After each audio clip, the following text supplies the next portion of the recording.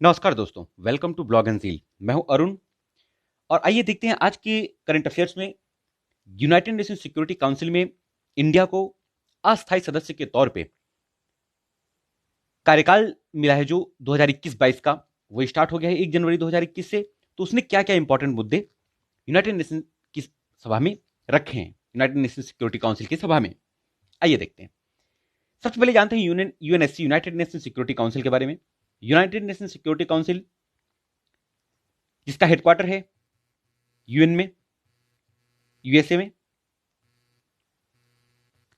और 1 जनवरी 2021 से भारत का अस्थायी सदस्य का कार्यकाल स्टार्ट हो गया है। अस्थायी सदस्य का कार्यकाल जो स्टार्ट हुआ है वो 2021 और 22 के लिए है, 2021 और 22 के लिए भारत का कार्यकाल स्टार्ट हो गया है।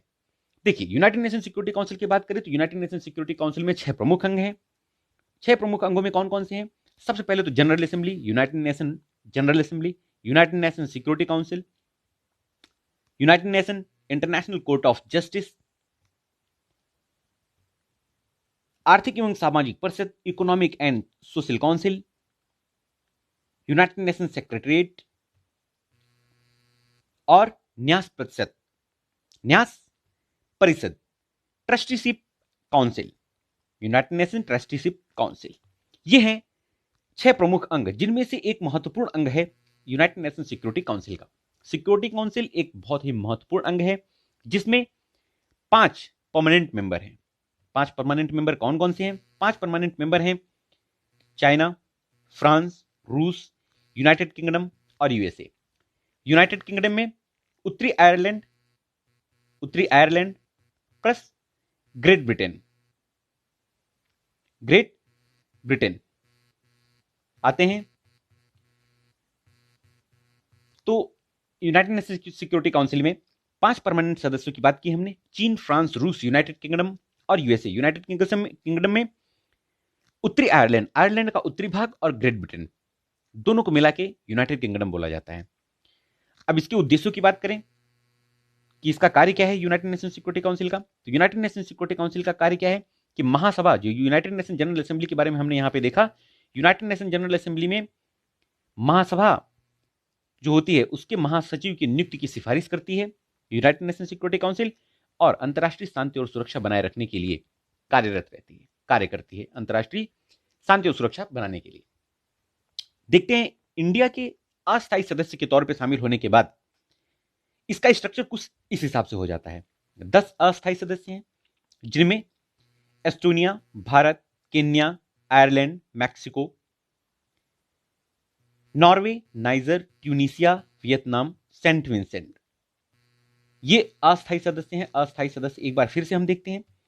Estonia, Bharat, Kenya, Ireland, Mexico,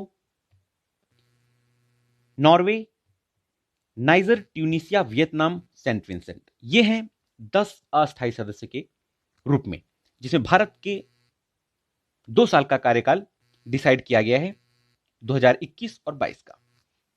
clear है? आगे देखते हैं। इसमें सबसे खास बात यह है कि यूनाइटेड नेशन जनरल असेंबली में 3 महत्वपूर्ण समितियों की अध्यक्षता करेगा इंडिया, जिसमें से कौन कौन से हैं? Counter terrorism committee, counter terrorism committee, Libya प्रतिबंध कमेटी, तालिबान प्रतिबंध कमेटी। 3 महत्वपूर्ण समितियां हैं जो अध्यक्षता करेंगी। काउंटर टेररिज्म कमेटी, लीबिया प्रतिबंध कमेटी, तालिबान प्रतिबंध कमेटी, तीनों की अध्यक्षता इंडिया करेगा। आगे देखते हैं। भारत की तरफ से यूएन के जो एम्बेसडर हैं उनका नाम है टीएस त्रिमूर्ति। टीएस त्रिमूर्ति हैं। मेन पृष्ठ पे इनकी फोटो भी मैंने लगाई है, इन्हें पहचानेंगे। ये भारत के रिप्रेजेंटेटिव हैं यूनाइटेड नेशंस में, यूनाइटेड नेशन के हेडक्वार्टर में। भारत की तरफ से भारत के एम्बेसडर बने हैं टीएस त्रिमूर्ति, जो भारत का प्रतिनिधित्व कर रहे हैं आज के समय में। इंडिया ने कई मुद्दे उठाए हैं यहां पे, आतंकवाद को लेके, और अंतर्राष्ट्रीय इंटरनेशनल लेवल पे अपनी प्रशंसा पात्र बनने के लिए इंडिया ने क्या किया है कि सबसे महत्वपूर्ण कदम उठाया है इन्होंने अफ्रीकी देशों की एंट्री को एज ए स्थायी सदस्य, as a permanent member, United Nation Security Council में परमानेंट मेंबर के लिए अफ्रीकन कंट्रीज को जो है इंटर करने की बात कही है इन्होंने। देखिए, अगर हम ध्यान दें इधर कि परमानेंट सदस्यों की, तो परमानेंट सदस्य में यूरोप के 3 देश जो यूरोप को रिप्रेजेंट करते हैं, जिनमें हमारा यूनाइटेड किंगडम, ध्यान दें अगर, तो यूरोप को रिप्रेजेंट कर कौन कौन कर रहे हैं? यूरोप को रिप्रेजेंट कर रहे हैं यूनाइटेड किंगडम, फ्रांस, रूस। रूस हमारा यूरोप में भी है, एशिया में भी है। एशिया और यूरोप दोनों में आता है रूस, तो रूस को 3 कंट्री रिप्रेजेंट कर रहे हैं। एशिया को चाइना रिप्रेजेंट कर रहा है। यूनाइटेड स्टेट अमेरिका, उत्तरी अमेरिका, अमेरिका महाद्वीप को रिप्रेजेंट कर रहा है। तो अफ्रीका महाद्वीप को रिप्रेजेंट करना जरूरी है। इंडिया ने यह बोला है कि इंडिया का यह कहना है कि अफ्रीका एक विश्व का दूसरा सबसे बड़ा महाद्वीप है। तो विश्व के कई ऐसे मामले हैं जिनका निपटारा करने के लिए अफ्रीका को ऐड करना बहुत ज्यादा जरूरी हो जाता है।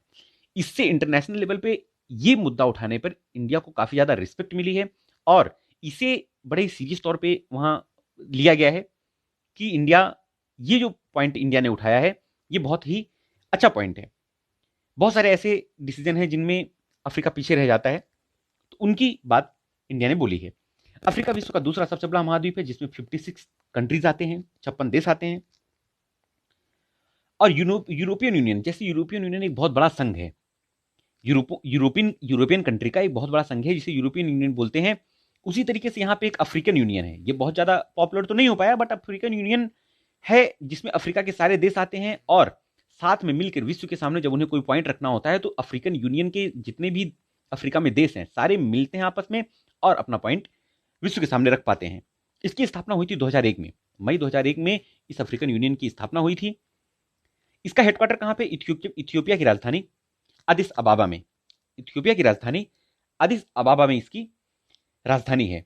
चीन और यूएसए के बाद, अगर ध्यान दिया जाए तो चीन और यूएसए के बाद भारत जो है अफ्रीका का सबसे बड़ा व्यापारिक साझेदार है। भारत जो है अफ्रीका के साथ चीन और एशिया के बाद तीसरे नंबर पे है जो सबसे बड़ा व्यापारिक साझेदारी रख पाता है। इसके अलावा G4 नेशंस की बात करें तो G4 नेशंस में कौन कौन से देश आते हैं? G4 नेशंस में आता है जापान, जर्मनी, इंडिया और Brazil. Japan, Germany, India, Brazil और इंडिया, ये 4 कंट्रीज हैं।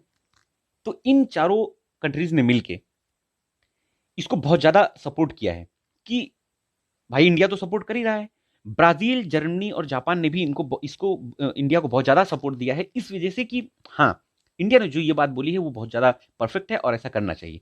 आइए मैप में थोड़ा देखते हैं कि यूनाइटेड नेशन का हेडक्वार्टर कहां पे है और मैप में इसकी लोकेशन क्या है अफ्रीका की। आइए मैप में देखते हैं। मैप में देखते हैं, यह है हमारा प्यारा भारत और भारत के अगर पूर्व में जाते हैं तो यह है अरेबियन कंट्री। अरेबियन कंट्री से लगा हुआ, लाल सागर से लगा हुआ यह है अफ्रीकन कंट्री, अफ्रीका महाद्वीप।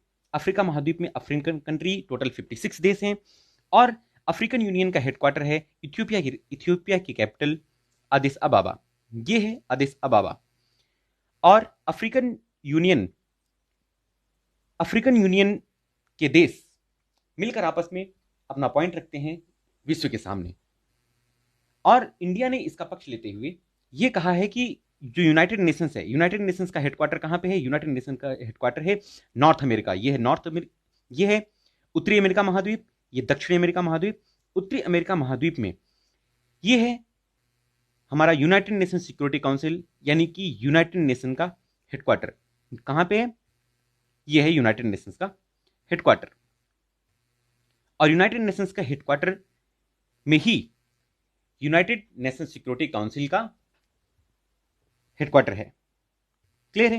यूनाइटेड नेशंस के हेडक्वार्टर में 6 महत्वपूर्ण अंगों में एक अंग है यूनाइटेड नेशन सिक्योरिटी काउंसिल का। क्लियर हुआ? यह है आज का वीडियो। इसमें हम आशा करते हैं कि आपको काफी कुछ जानने को मिला होगा। अपनी प्रतिक्रिया जरूर दीजिएगा, बने रहिए हमारे साथ। मिलते हैं अगले वीडियो में, तब तक के लिए नमस्कार।